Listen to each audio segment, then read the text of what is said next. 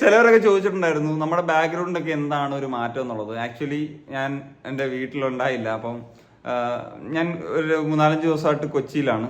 അപ്പം ആ ഒരു കാരണങ്ങളാണ് അതിൻ്റെ റീസൺ. ഞാൻ ഒരു ആവശ്യത്തിന് വന്നതാണ്. പിന്നെ നമ്മളെ സ്റ്റേഡിയം വിസിറ്റ് ചെയ്യാനുള്ളൊരു ഓപ്പർച്യൂണിറ്റി വന്നു. പിന്നെ മാച്ച് ഉണ്ട്. അപ്പം അങ്ങനെ പോകണ്ട എന്നുള്ള രീതിയിലാണ് ഇരുന്നത്. ഞാൻ ഇത് ഇവിടെ എന്താണ് പറയണമെന്ന് വെച്ച് കഴിഞ്ഞാൽ KBFC എന്ന് പറയുന്നൊരു ഒരു ഒരു ഇമോഷൻ കാരണമാണ് എനിക്ക് ഞാൻ ഒരു ദിവസത്തേക്ക് വന്നിട്ട് പിന്നെ എനിക്ക് ഇവിടെ സ്റ്റേ ചെയ്യേണ്ട ഒരു രീതിയിലേക്ക് വന്നത്.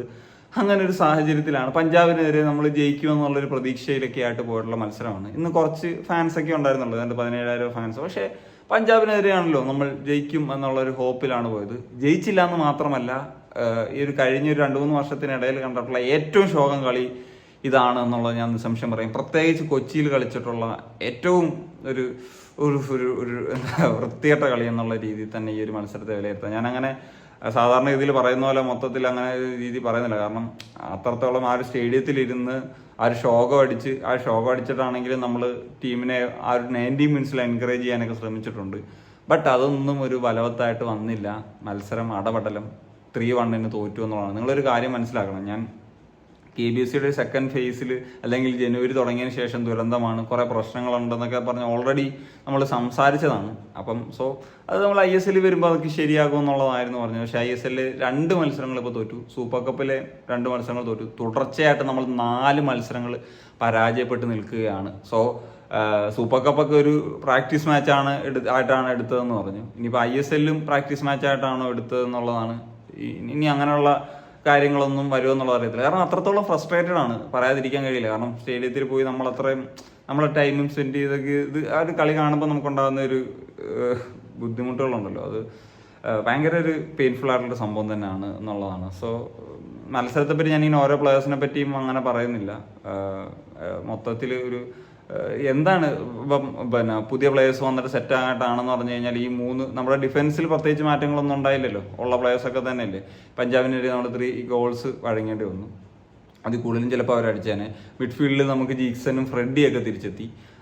പിന്നെ അറ്റാക്കിൽ ദിമിയുണ്ട്. ദിമിക്കൊപ്പം ഫെഡോറിനെയാണ് എടുത്തത്. പിന്നെ ജസ്റ്റിൻ സെക്കൻഡ് ഹാഫിൽ വന്നു. ഡൈസുക്കെ ഓൾറെഡി ഉള്ള പ്ലെയറാണ്. പിന്നെ ഇതിലെന്താണ് നമുക്ക് ഒരു ന്യായം എന്ന് പറയാൻ തോന്നുന്നത്? ഐ ഡോണ്ട് നോ, എനിക്കറിയില്ല എന്താണ് എന്നുള്ളത്.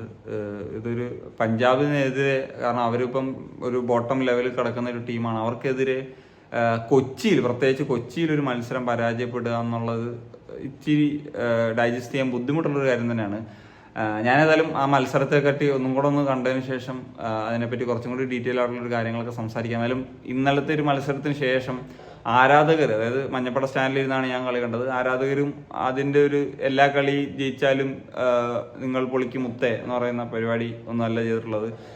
വിമർശനങ്ങൾ അല്ലെങ്കിൽ ആ ഒരു സ്റ്റാൻഡിൽ നിന്ന് തന്നെ മത്സരത്തിന് ശേഷം ഞങ്ങൾ നമ്മുടെ ബാഡ്ജിന് വേണ്ടി കളിക്കുക, ആ ഒരു ഫീലിങ്സോടുകൂടി കളിക്കുക എന്നുള്ള ഒരു കാര്യം അറിയിച്ചിട്ടുണ്ട്. അത് അവർക്ക് മനസ്സിലായിട്ടുണ്ടാകും. ഞാൻ ആ വിഷയങ്ങളൊക്കെ നമ്മുടെ മാച്ച് ഡേ വ്ളോഗ് നാളെ വരും. അപ്പോൾ അതിനകത്ത് കുറച്ചും കൂടി വിശദമായിട്ട് നിങ്ങളെ കാര്യങ്ങൾ കാണിക്കാം. അതിനകത്ത് കുറച്ച് കാര്യങ്ങൾ അതിനെപ്പറ്റിയൊക്കെ സംസാരിക്കുന്നുണ്ട്. നമ്മുടെ ആരാധകരും അങ്ങനെയുള്ള ഇൻട്രാക്ഷൻസൊക്കെ ഉണ്ട്. അപ്പം അത്രേ ഉള്ളൂ പറയാൻ. ആക്ച്വലി ഞാൻ ഈ മാച്ചിനെ പറ്റി ഒരു റിവ്യൂ ചെയ്യുന്നതിനേക്കാൾ കൂടുതൽ ഈ ഒരു മത്സരത്തിന് ശേഷമുള്ള ഡിസപ്പോയിൻമെൻ്റ് ആണ് ഏറ്റവും പ്രധാനമായിട്ടുള്ളത്. കാരണം എൻ്റെ തലയിലൊന്നുമില്ല. ഒരു മാച്ച് കണ്ട് അത്രയും ഡിസപ്പോയിൻമെൻറ്റോട് കൂടിയാണ് ഞാൻ വന്നത്. അത് കഴിഞ്ഞപ്പോൾ എൻ്റെ ഫ്രണ്ടിൻ്റെ റൂമിൽ വന്നിട്ട് ഇങ്ങനെ ഒരു സെറ്റപ്പിൽ പെട്ടെന്ന് തന്നെ ഒരു വീഡിയോ ചെയ്യുക എന്നുള്ള രീതിയിലാണ്. So that's it guys. അപ്പോൾ അത്രേ പറയാനുള്ളൂ. നിങ്ങളുടെ ഒപ്പീനിയൻസ് കമൻറ്റായിട്ട് എഴുതാൻ പറ്റുമോ? എനിക്കാണ് സെൻഡ്